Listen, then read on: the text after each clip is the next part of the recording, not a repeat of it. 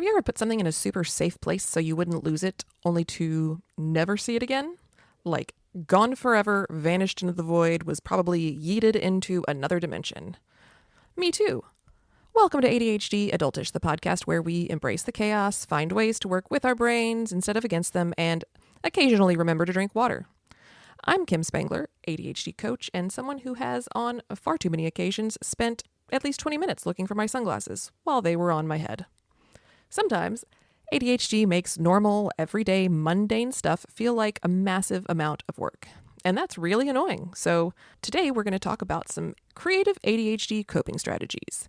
Those weird, dopamine-friendly, sometimes ridiculous things that actually help us function. Because if it works, and who cares if it looks or sounds silly to someone who doesn't have to live in your brain?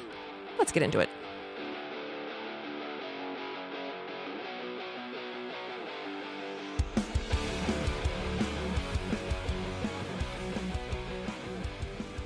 All right, let's start with a fundamental truth.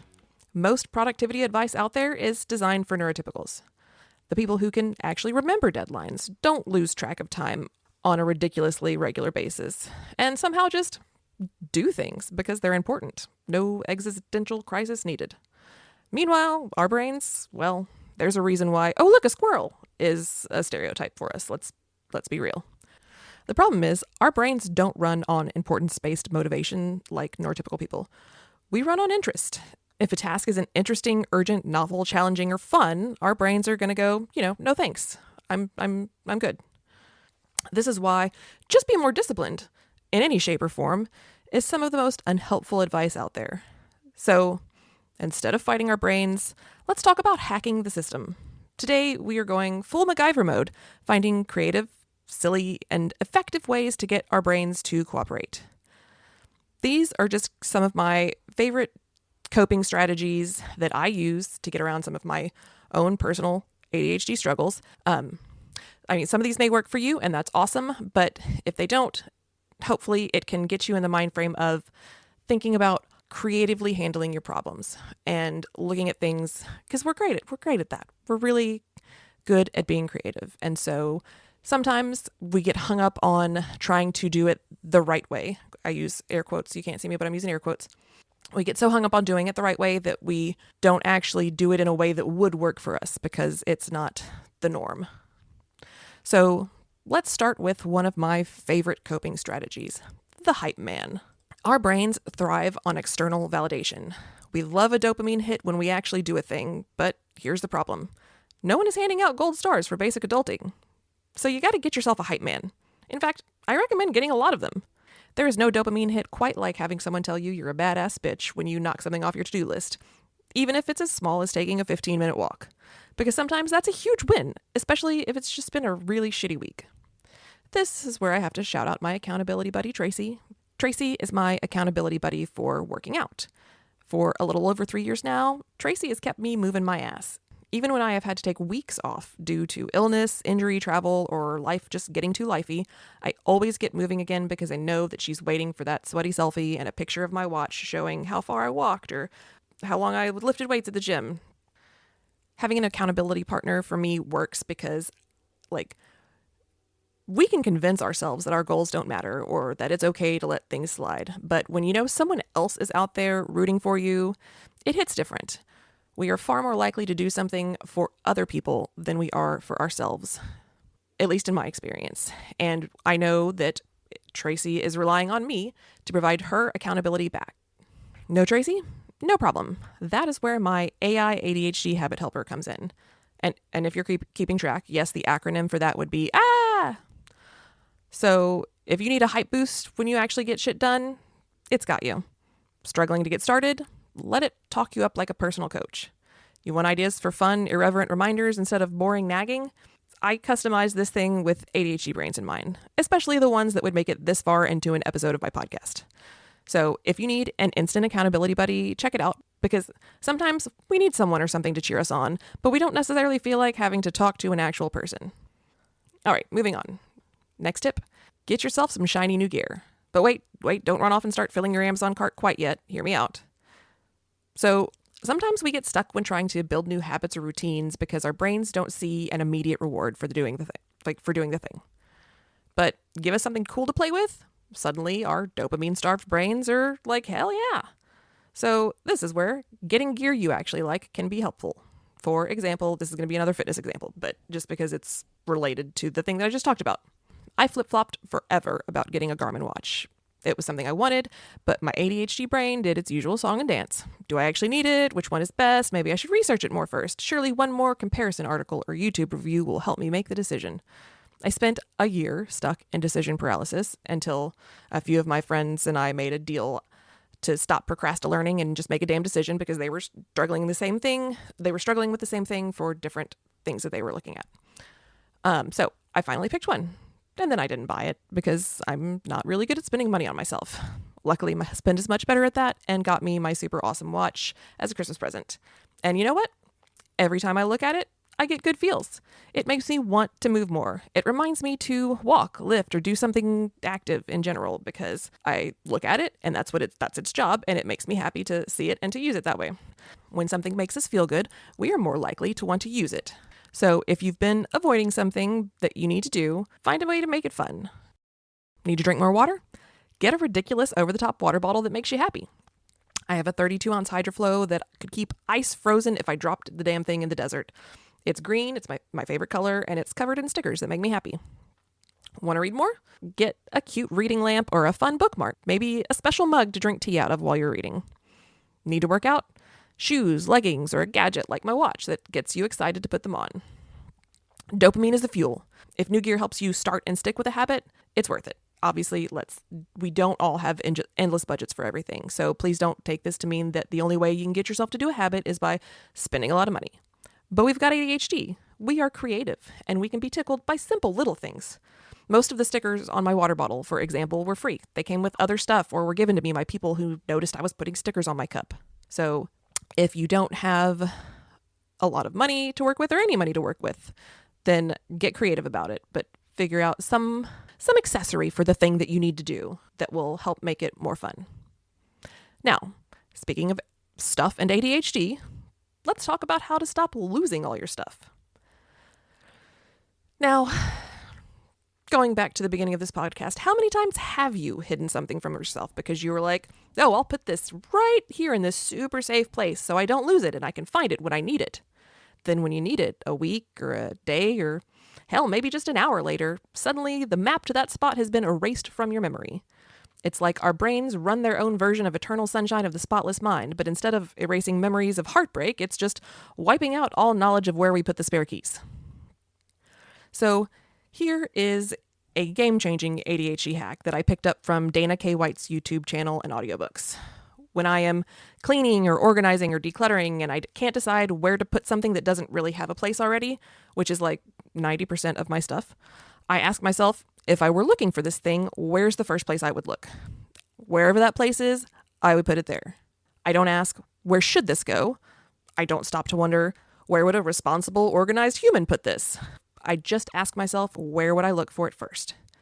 And you have to be brutally honest with yourself, because if you think too hard about it, you'll trick yourself into picking a logical place. But no, dude, you've got ADHD, you're not keeping your stuff in logical or reasonable places, and you're never going to find that thing again. Except maybe 3 years later when you're looking for something else you put in a safe place. And when you try this hack and one day find that random thing exactly where your ADHD brain expected it to be, do a happy dance. Full celebration. You did it. The method worked. Give in to the dopamine so you'll listen to yourself a little easier next time. And I would love to hear from you. What is the weirdest place you've put something that actually worked out? DM me, email me, whatever. I love this stuff. Now, let's talk about another ADHD struggle that this kind of goes into. Remembering shit. Have you ever put off a task, looked at a text message and not responded immediately, or set something down instead of putting it away, and the moment you think, oh, I'll do that later, and then immediately you forget that thing exists? It is like the struggle is real. Here is the simple but effective mantra that I use. Remember, you'll forget. Simple, right? And catchy. I mean, it's got some poetry to it. And I this is not me. I did not think of this. I did not write this. And I wish that I could credit the genius who said it first, but ironically, or not, I forgot. It was in a podcast or a YouTube video or a webinar. Maybe it was one of my teachers in my ADHD coaching courses. If you are listening to this and you know where it came from, please email me so that I will know for next time. But anyway, this phrase, it has saved my ass more times than I can count, because ADHD brains love to lie to us. Things like, I don't need to write that down, I'll remember. Cue the Morgan Freeman voiceover telling us that she did not, in fact, remember. Or, I'll respond to that text later. Cut to 3 weeks later when you're apologizing for ghosting your best friend. Or, I'll grab that thing on my way out. Spoiler, you will be turning the car around in 5 minutes because you did not grab the thing on your way out. The trick is to, and I say this with all the love for you and me both, but your best bet is to assume future you is unreliable and put systems in place to help you and your forgetful ass out. You might do this by texting yourself. Right now. Don't wait. I text myself all sorts of things because I've always got my phone with me. Set a reminder on your phone in either an alarm or a Google Calendar, or put an event in Google Calendar, and make it aggro or hilarious. Something, make it yell at you in big capital letters. Get some damn milk. Put things where you'll trip over them, literally or figuratively. Like, if you have trouble remembering to take your ADHD meds, put them on top of your coffee maker or set them on top of your cell phone at night before you go to bed. If it takes less than a minute, just do it now. If something immediately came to mind as I was talking about this, I encourage you to pause this episode and go do it right this second. Don't give yourself time to think. And you can take me with you if you want. I will be your body double. I promise I don't mind.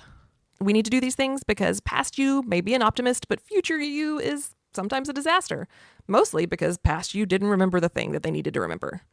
So help future you out by trying some of these things. And last creative ADHD hack for today. I have like a million of these, so I'm sure I will do another episode in the future. I actually had to cut out some because it was going to be way too long. So if this is interesting or helpful to you, y'all let me know and I can do more. Last one though, I don't have to tell you guys that most adult responsibilities are painfully boring, and our brains do not do well with boring. So this is not my thing, but I saw a Reddit post recently about someone tricking their brain into taking vitamins by setting up an apothecary station. And I was instantly like, oh my God, that's amazing. So the post said they hated seeing vitamin bottles cluttering the counter, and, same. So they put them in a little cart in the dining room. Then they put the vitamins into corked potion bottles, added some crystals around the bottles on the cart, and made it like a whole aesthetic. Every morning, they pretend they're mixing a health potion before taking their vitamins. And boom, suddenly vitamins are fun.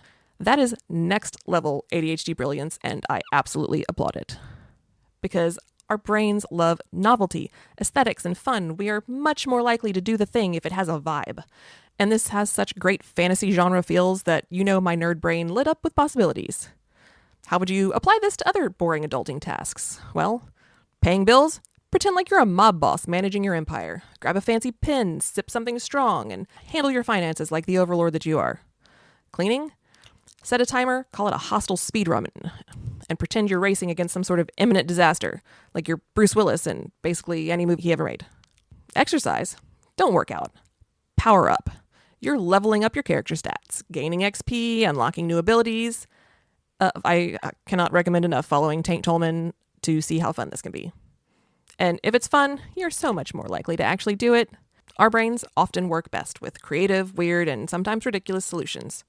Which brings me to my final point. If it works, do it. Here is something that ADHDers need to hear more often. Your coping strategies don't have to make sense to anyone else. We spend so much time feeling guilty for not doing things the right way, quote unquote, right. We think we should be able to use a normal planner or remember things without 17 reminders or do tasks without turning them into some kind of weird game. But guess what? Neurotypicals don't have to hack their brain just to function. We do. So if your system looks strange or overcomplicated to someone else, but it works for you, who cares? It's valid. It's yours. You're the one who has to live your life. So live it in a way that works and screw what everybody else thinks. If your keys have to live in the freezer because that's the only place you'll actually remember them, cool. Enjoy your frosty car keys. I live in Texas where it's 100 degrees for 9 months of the year, so frosty car keys sound great. If you need to pretend your meds are a magic potion so you'll actually take them, drink up, wizard. If you need to plant a sticky note or an entire color-coded Google spreadsheet just to track one habit, who cares? If it works, it works. You don't have to be normal, and again, you can't see it, but I'm using the air quotes just then. You just have to build a system that helps you function. And that's what today's episode is all about, finding creative and effective ways to work with your ADHD brain instead of fighting it. So now I want to hear from you. What weird ADHD hack do you swear by? You can DM me on Instagram at ADHD Adultish. You can send me an email, kim@levelupmyadhd.com, or send me a carrier pigeon, whatever works. Also, if you want more ADHD-friendly strategies, you can grab my free Quick Wins Playbook or ADHD Routine Starter Kits. You can find them on my website under Resources in the menu. And if you love this episode, hit subscribe, share it with your fellow ADHD gremlins, and maybe even leave a review, because the more people who hear this, the fewer of us who have to struggle through the same nonsense alone. Thank you for hanging out this week, and I will catch you next time.